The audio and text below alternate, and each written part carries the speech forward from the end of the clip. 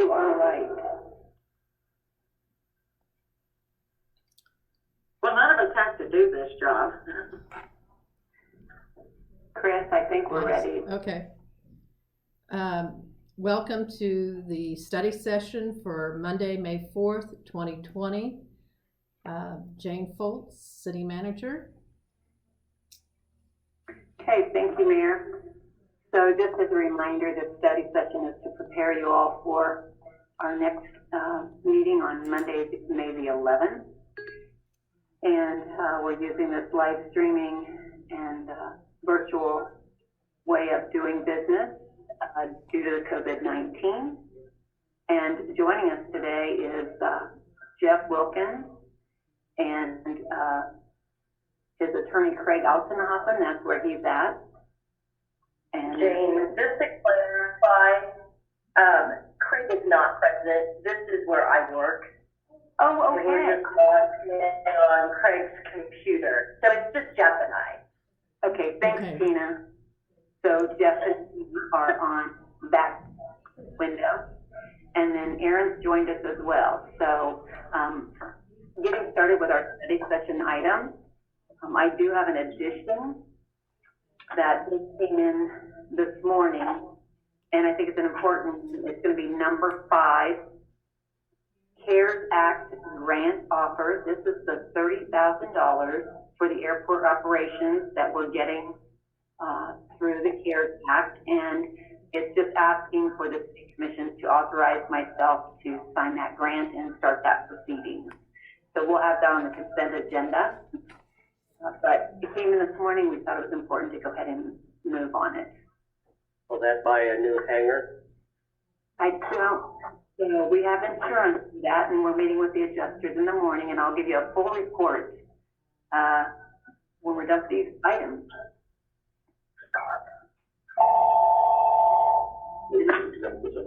Caller 1 is Juan. Whoops. Okay, Juan, turn off your phone. Okay, so item 1 is the water conservation plan, and this is a plan that Lon and the staff have been working on. It's required by the State Water Office. And Lon and I kind of had a discussion about how often do we do this, and he was thinking it was every 3 to 5 years. It has been gone over with the water office, and if Lon, if you want to share any more about it, that'll be on the consent agenda as well. I'll just apologize, my apologies there for forgetting to put it on mute there for a little bit. But we'll try to do it every 3 years. I don't know that we have a requirement from Kansas Water Office that's set in stone, but it's been a little more than that since we did this. And it just probably should be done every 2 to 3 years. So we'll ask the mayor to sign that once you approve it on Monday. The next thing, I will let Aaron take the lead on, and that's the Northeast Drainage temporary easement, and that's for our project up to the east side of the lumber yard and that area there. That's correct. This is Aaron Martin, City Attorney. And so there's 2 items associated with this. And the first is a permanent drainage easement. The second is a temporary construction easement. These both relate to the property owned by Highland Homes in connection with the construction of the stormwater detention basin and related facilities. The permanent drainage easement is the most significant item. This authorizes us in perpetuity to construct the stormwater detention basin and all related storm drainage facilities. I say in perpetuity, it's as long as we need it. So we will not own the underlying ground. We'll just have the right to use it. It will continue to be owned by Highland Homes and its successors, subject to our easement. The maintenance covenant, I would note that that was a significant point of back and forth over the years, but consistent with the last discussion, either in study session or city commission meeting level. As you will recall, it was decided that the city would move toward the model where the city would undertake to maintain the easement area for so long as we're using it for storm drainage purposes. So this permanent drainage easement obligates the city to maintain the underlying real estate free and clear of all trees, and that would also include the obligation to mow it and maintain it free from tall grass and weeds. And of course, the property owner is prohibited from constructing anything on the easement area for so long as we're using it. Shifting gears to the temporary construction easement, this is just a temporary 18-month easement on the adjacent property that's also owned by Highland Homes. And this just allows the city and its contractors to go over and across that property and to use it to store equipment and excess dirt as necessary to construct the actual drainage improvements. This is one of the Highland Homes property is, of course, one property that we need to get an easement on. The other property is owned by Home Real Estate, and we have furnished Mr. Holm with drafts of comparable documents. We're just going to obtain a permanent drainage easement from Home Real Estate. That's what we're seeking from them. That is currently under review, and we weren't prepared when the agenda went out, and still aren't prepared as of today to say that that's going to be ready for your final approval on Monday. We're hopeful we can get there soon on that one as well. But since Highland Homes was ready to roll, we wanted to go ahead and get that before you and at least take care of that item. So we'll be coming back in the near future, hopefully with the companion piece on Home Real Estate. So that's it. I'd be happy to answer any questions on those items.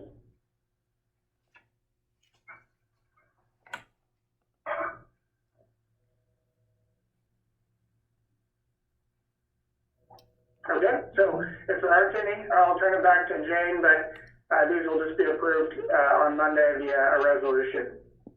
Thank you. So those items will be on the regular agenda. And I want to thank Aaron for his work on this. Our plates have been pretty full, but I'm glad we're proceeding forward so that we can get to bid maybe this summer and get a project started in the fall. The next item is City Code Lane Hidden Ordinance, and this came about, I believe Commissioner Witt asked to have this visited. I think it was visited in October of 2018. Some of you were at the table. We have had a number of calls beyond what Commissioner Witt had from his request. Ever since this COVID happened, and so I talked with city staff, Clinton Franey, and then of course Travis Stearman, who would be the enforcer of watching these rules and guidelines go along. So it's open for your discussion. You received a recommendation in your packet from Clinton Franey from the Planning and Zoning Department. And it's yours to have a conversation. Commissioner Witt, since you brought this to the table, you might want to visit. And then I also had Aaron take some suggested language and put it into a ordinance for your discussion and conversation. Thank you, Jane. Yeah, this is City Commissioner Trevor Witt.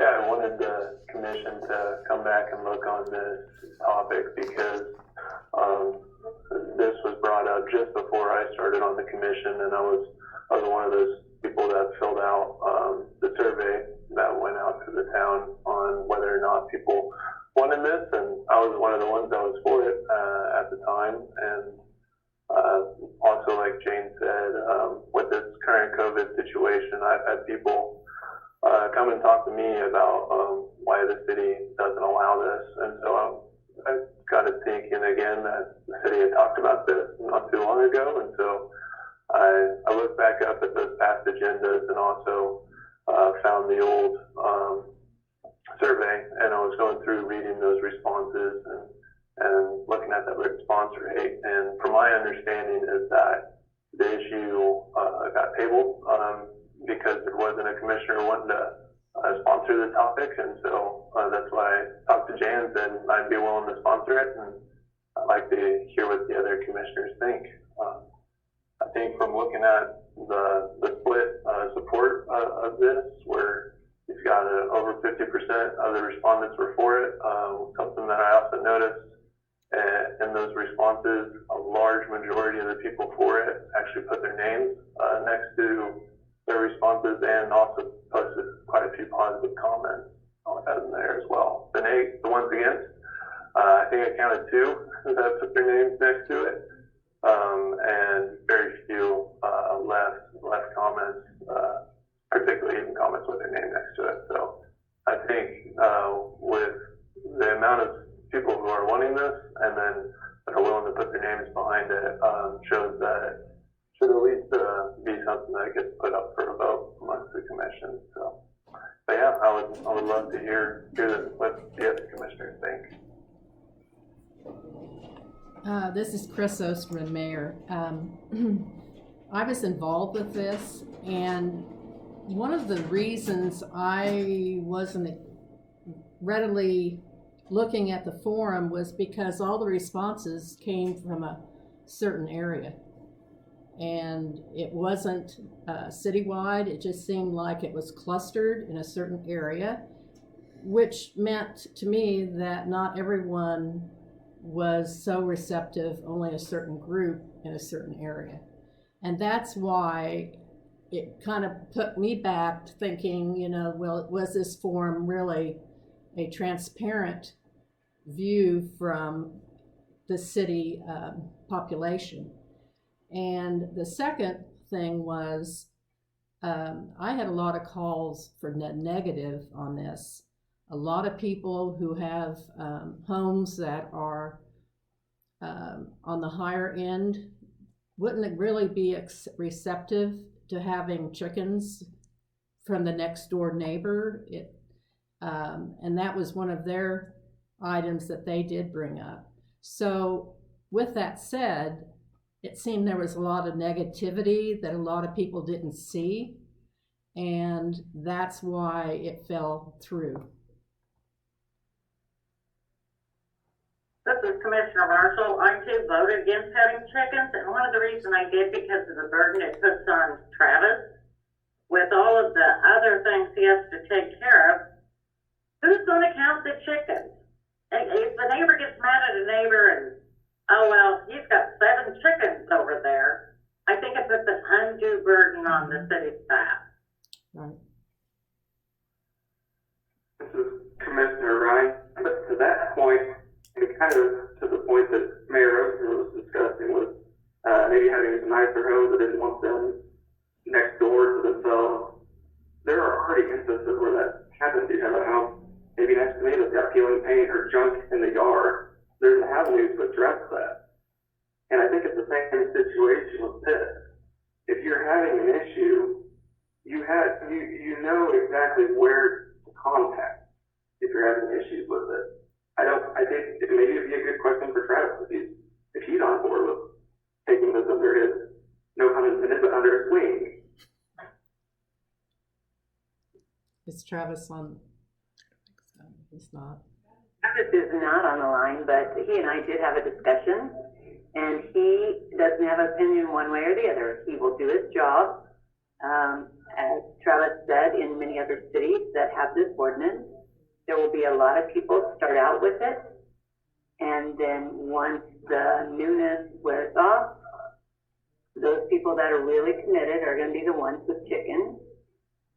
But he did not have one way or the other, and he will do his job, and he will be counting chickens if that's what it's called for. This is Mayor. Oh, go ahead.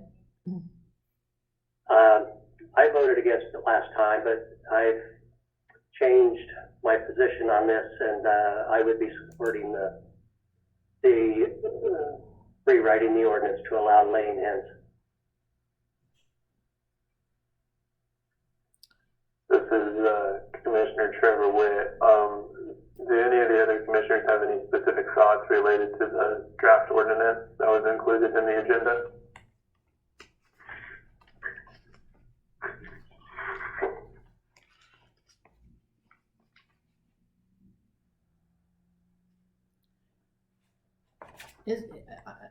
I have seen that, Commissioner West. This is Mayor Osterman, but I have a question.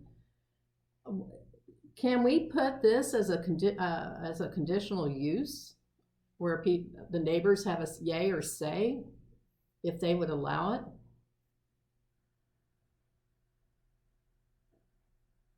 Is that a possibility? Because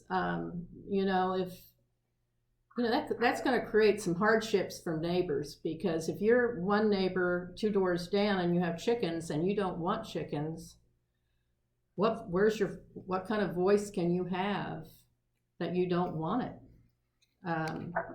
on your street? What if you're allergic to chickens and we've allowed people to have chickens, and 2 doors down there's someone that's allergic to chickens? I mean, I'm just questioning if that can even be a conditional use, where the neighbors actually have a voice in what, if they can have it or not. Commissioner Ryan, I think you could bring that same issue up with dogs and cats and pets. And I could be allergic to dogs, and there could be a dog 2 houses down. Same with barking animals. If I didn't want to hear a dog barking across the street, there's not much I can really do except contact the city, and if it is an excessive problem, they will handle it. So I guess, to me, it's just,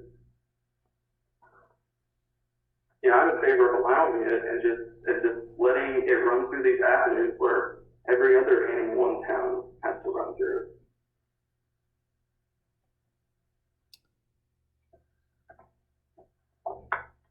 Commissioner Marshall, I am still against it. I just think it's an unnecessary burden on staff, and I certainly wouldn't want chickens in my neighborhood. And this is Mayor Osterman. I just hope what we had, that forum, that we're not actually viewing that as a positive, because from the information I had, all the information that you have in front of you is not really correct. So and I also have had very negative, that's why I voted against it, was because of the negativity. I was getting calls from people that live here and that definitely did not want that in our town. So I would reach out that other people that live in Abilene, if you're yes or no for it, contact your commissioners, use your voice, and see what transpires. Mayor Osmond, this is Commissioner Marshall again. To Brandon's point, there is a difference between barnyard animals and pets, but we're talking barnyard animals now. Yes, I agree. Commissioner Ryan, I get that point, but those, domesticated pets, as we like to call them, you can still have just as many issues with those as you can anything else. I guess, for me, I would just rather have the homeowner decide what they want to do on their own land, and if it's up to city regulation and code, then they're free to do so.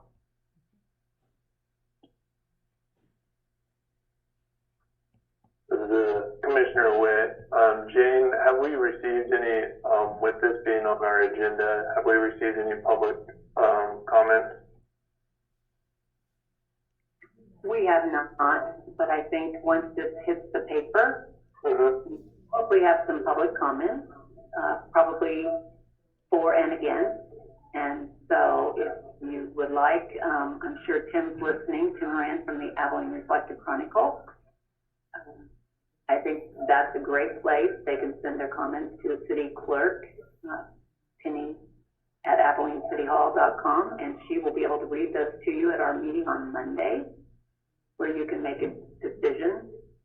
Again, it's not been that long, 18 months or so, that this was addressed or talked about, and so I would appreciate anybody that's listening, or as the word gets out, to get your comments to our city clerk, Penny at AbileneCityHall.com, for your meeting on Monday, and you can then move forward.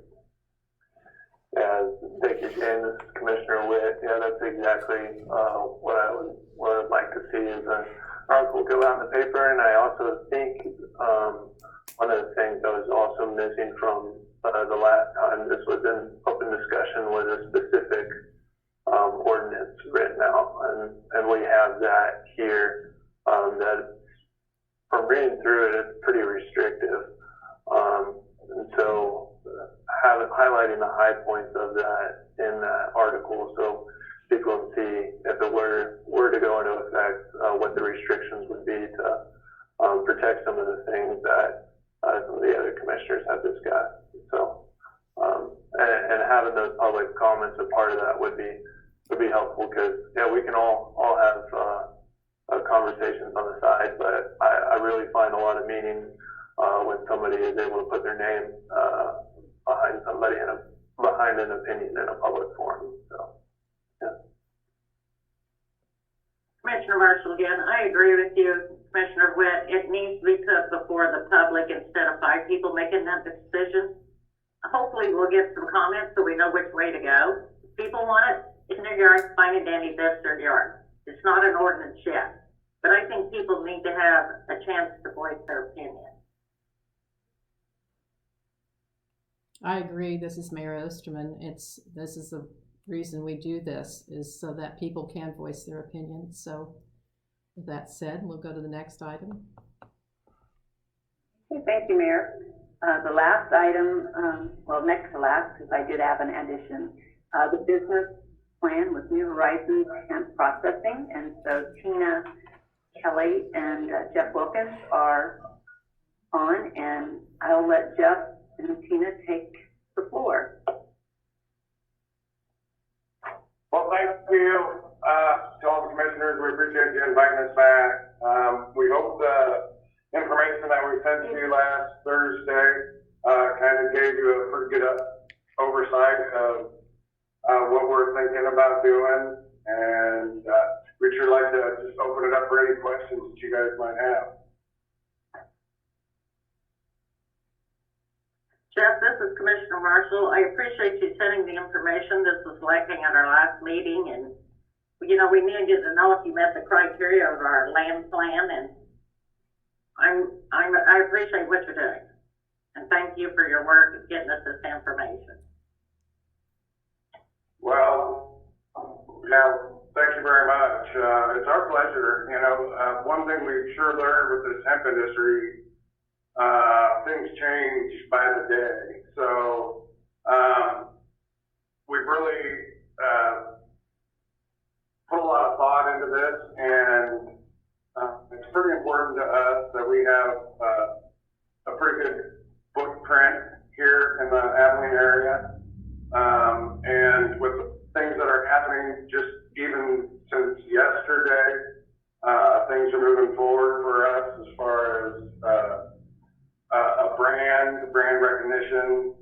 So we're really looking forward to it. I think this would be a great business opportunity for us and the city, and also a great opportunity for us to do some educational stuff for just anybody that's interested in the hemp industry, because there are so many different facets to it. As far as what we're doing is we're focusing in on the CBD oil, but there's also a lot of other avenues that are going to be coming forward as the infrastructure is built.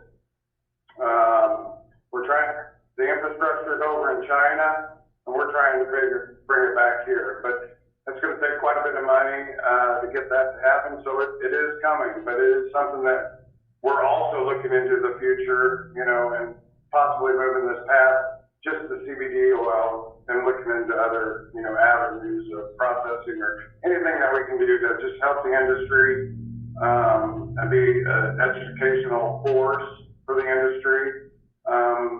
So yes, we're still open. If you guys have any questions, we're sure an open book. Trevor came out, Commissioner Witt came out this weekend for a tour, and I think it went really well. You know, this is something that's coming, and we've been fortunate enough. We got going on this about a year and a half ago, and this is where we are today. So. And thank you, Jeff. This is Mayor Osterman. I just wanted to let you know the two options that we were given, and I think there was some confusion. We had to make a choice, and we didn't have enough information for the first one. So that's why we asked for the further information. Someone had suggested that we go ahead and approve it, but we just want to make sure we have all our ducks in a row, that what is stated is what's going to happen. And so I think with this letter from Chuck Scott from the Dickinson County Economic Group helps us a lot to make a decision. And the only other thing I would like to know is you have 5 new employees. What time frame are you expecting them to be on board? They will be on board as soon as we open the doors to the facility.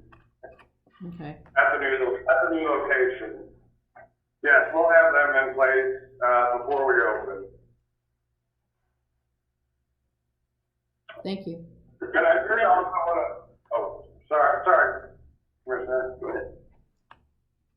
Yes, this is Commissioner Marshall. I think what Chris was asking, how soon do you expect to have your plant up and running? We're open for spring of 2022. A lot of it depends on you guys, you know. Yes, we'd like to get it up and going as soon as the land is available and we can start making plans. Commissioner Marshall again. So if the land becomes available, you will start construction immediately? Is that what you're telling us? This is Tina, and there's a lot that we have to still go through that Chuck will be working with us on as far as different funding and programs that are available to us there. It didn't sound like it was going to be something that happened very quickly. So a lot of it depends on how quickly the programs that we have to apply for and all the paperwork that we have to apply for funding happens as well. Commissioner Marshall again, thank you. Ms. Stoltz, do we have anything in the worst case scenario if they couldn't get the rest of their funding and the land's gone? Do we have any protection for the city? I think that would be a question for Aaron. Sure, that's a great question. This is Darren Martin, City Attorney. I was just processing that on my end as well. To my knowledge, this is the first opportunity that the city has had to convey free land pursuant to this policy. Of course, it was amended recently, but it's been in place for a while now. And essentially what we have here is a development agreement that we're going to have with the applicant. The policy provides that in exchange for the free land, they will do certain things for a period of 5 years. And I think we're going to want to discuss what conditions precedent the city wishes to impose on the actual conveyance of land, if any. That's a policy decision, but I think that's going to be a question we'll need to probably talk about, and I don't think I can speculate as to what those should be right now on the fly, but on the spectrum of next Monday, we hand over a deed on one end of the spectrum versus an outline of the conditions precedent that must be satisfied before the city conveys the property. I think we'll just need to talk about where the commission falls in that spectrum. And wherever we fall, policy does anticipate, or it would seem to require an agreement between the city and the developer that outlines all of those things a little more formally so that everybody knows what the plan is, and also to provide for what happens in the unlikely and unfortunate event that the plans don't come to fruition. Because this is the first time that we've gone through this, I think it'll be an opportunity for us to have that discussion and build that template. But I don't think we are prepared to say what those conditions should be. Haven't had a discussion with Ms. Foltz yet on that. But we could certainly put together some considerations and have a discussion in the near future so we can build that agreement. Commissioner Marshall, again, thank you, Mr. Martin. I just want to make sure that all of our ducks are in a row and we're protecting the city and yet helping this business come to fruition and be successful. I mean, this is what we want to do, but we need to protect all of us, them and us. Mayor Osterman, this is Tina Kelly. I would like to say something. Sorry, Trevor. We're sure not expecting the land. A lot of our funding and the paperwork and things that we have to do to make sure that we get some of the funding that's out there.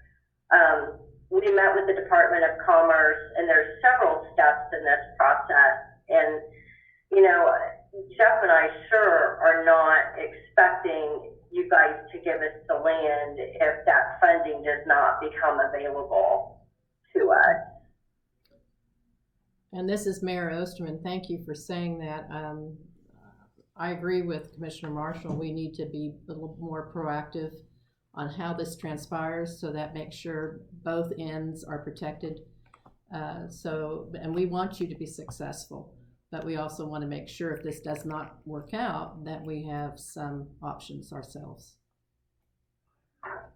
This is Commissioner Marshall again. This is for the Wilkins. Is your funding dependent upon having land secured, knowing that you would get this land? No, not at this point, no.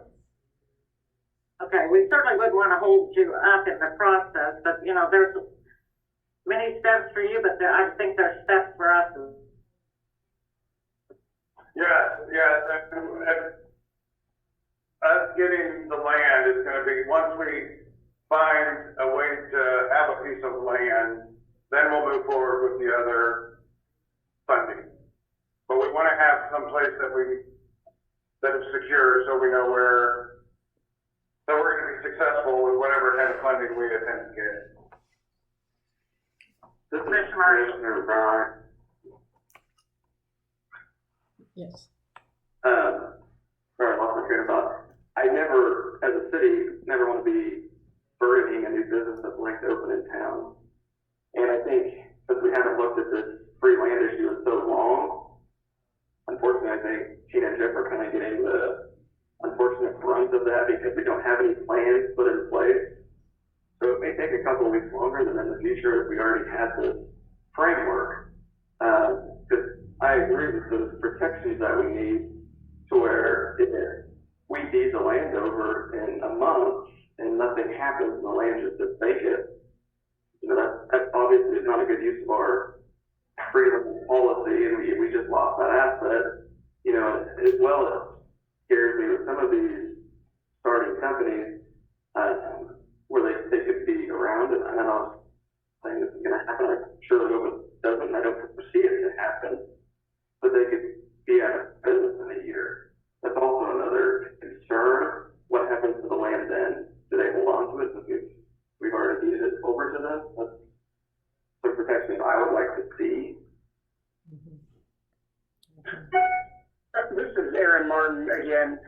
The policy addresses that scenario of after the conveyance to the developer, what happens if any of the conditions are not satisfied. In that event, the developer is required to purchase the land from the city at fair market value. So the policy anticipates that contractual provision in the conveyance, and I certainly wasn't suggesting we would do anything different than that, unless you wish to do so. when I spoke earlier, I was speaking of any conditions precedent that you may wish to impose prior to the transfer within a development agreement that we would have with the developer. Again, whether we have one of those is completely up to you, but I did not anticipate we would be deviating from the policy in terms of what happens after the land is conveyed. It was simply prior to conveyance, what, if anything, would you like to say has to happen before title is transferred? Commissioner Marshall, again, thank you, Aaron. I think you cleared it up for all of us, that there is a provision in there, what happens if we get the land away and nothing happens with the business. I think that's all we were concerned about. This is Commissioner Witt. Yeah, from the sound of this conversation, getting back to the starting point of what our minimum requirements are for the land policy, I think what New Horizons has laid out here is they do fit those minimum requirements. They even exceed them in some categories.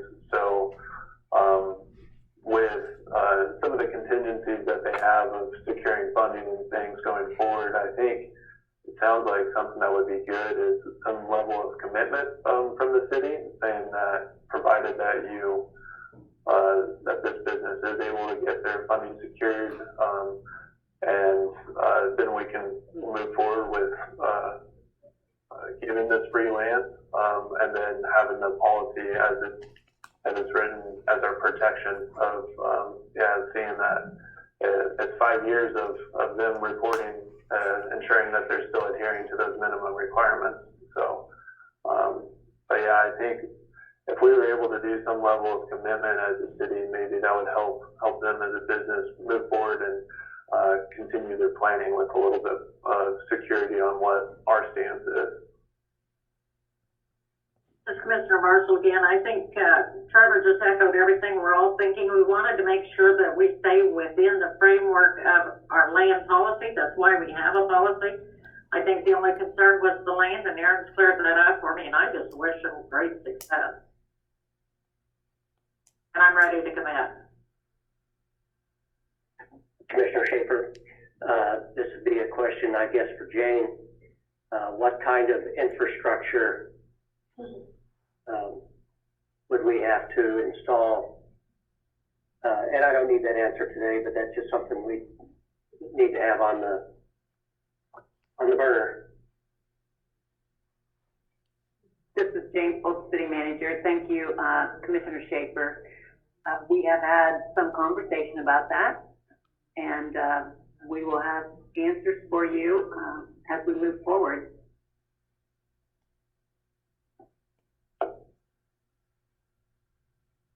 This is Commissioner Witt. Jane, what do you think is a good next step for us in this process? Well, I think we need to have a conversation with Jeff, as well as Aaron and I need to sit down and just talk about some type of a commitment letter for the Wilkins, and then they can move forward. I don't think we need to transfer any titles or anything, but I think a letter of commitment from the City Commission would be appropriate at this time. Jeff, does that cover what you might need? Yeah, I think it does, for sure, yes. It should be good for us, so yes. And this is Jane Foltz, City Manager, and I want to thank the Commission for having this open conversation, because we haven't used this free land. That's why we brought it back to the table and brought it more current. It was 10 years old, and we've got someone sitting in the sidelines that would see good possibilities for this piece of ground, which the city has owned for many years. And so if we can make a commitment as a City Commission and help them move forward and protect the city and protect the Wilkins too, I think Aaron and I can get through that. This is Commissioner Marshall again. Commissioner Schaefer and I have been on this land thing for, 10, 5 years now. It's exciting to see that something's actually happening, that we have a new policy and getting things rolling out there. That we need this, and that the city needs it. The citizens, they will relax.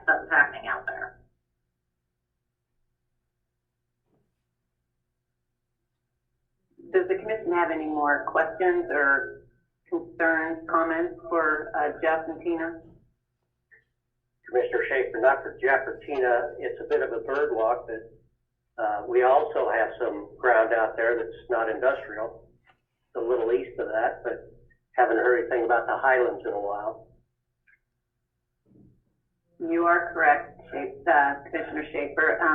We are working with Chuck Scott and the EDC Council for Dickinson County, and we have some movement.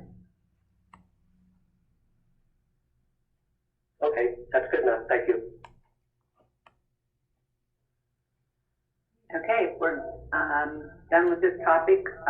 Jeff, Tina, thank you for being on with us today, and I hope you feel confident that the city wants to support you in your endeavors. We do, and thank everybody for your time. We appreciate it. You bet. The last thing on the agenda is, I think I mentioned earlier, the CARES Act grant offer that I told you about, I believe, 2 weeks ago.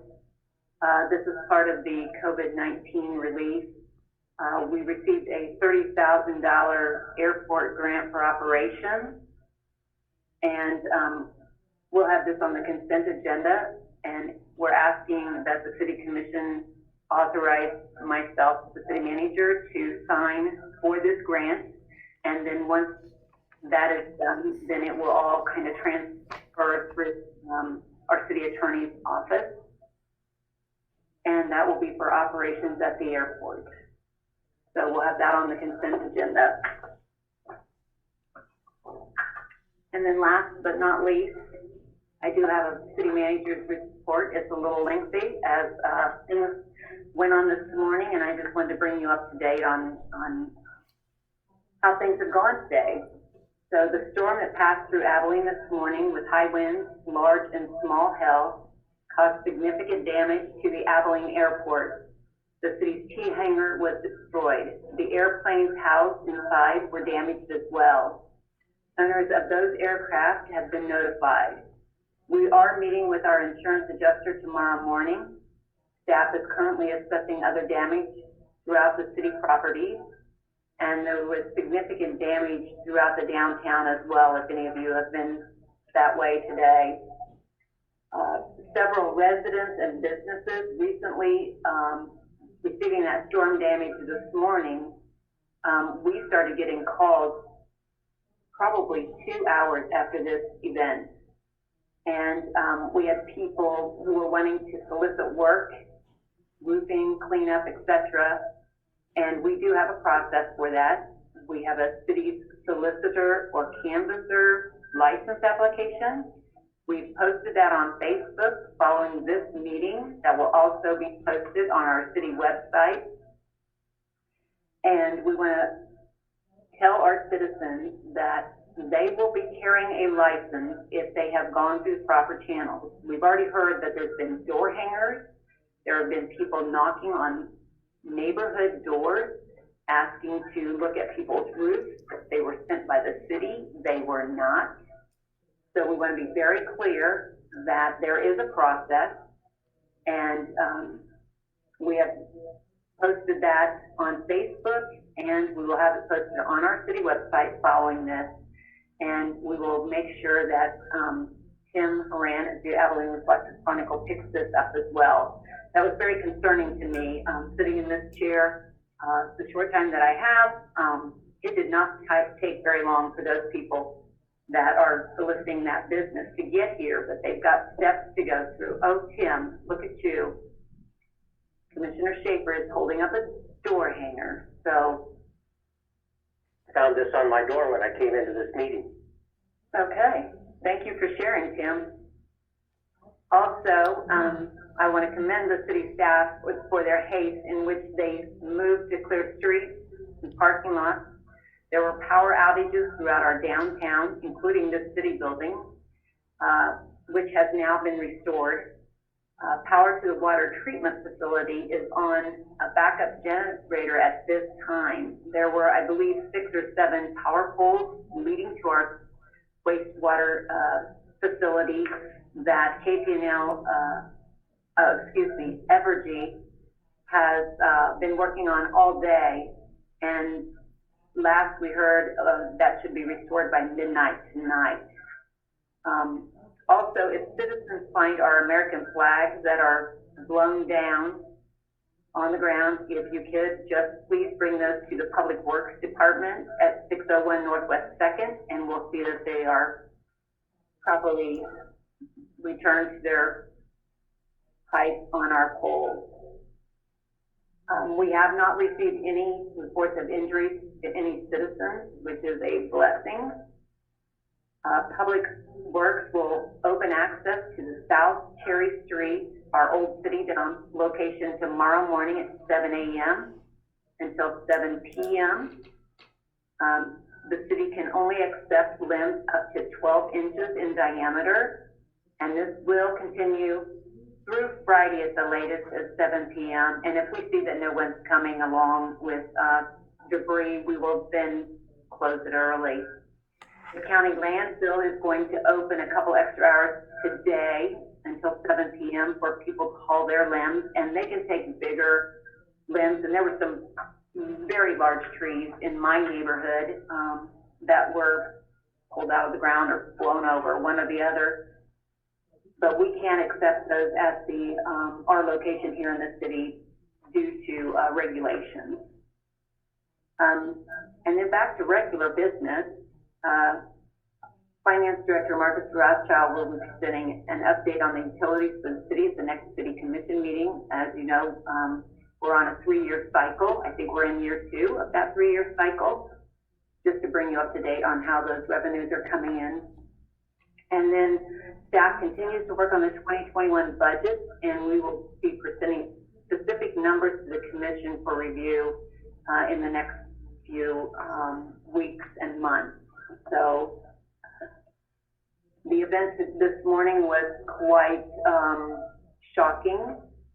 You never know in Kansas what you're going to find, but I'm really happy and proud of the way our Public Works Department, Parks Department was out, all hands on deck, getting streets opened back up, getting street lights turned back on, just working really hard. So thank you, and that is my report. Thank you.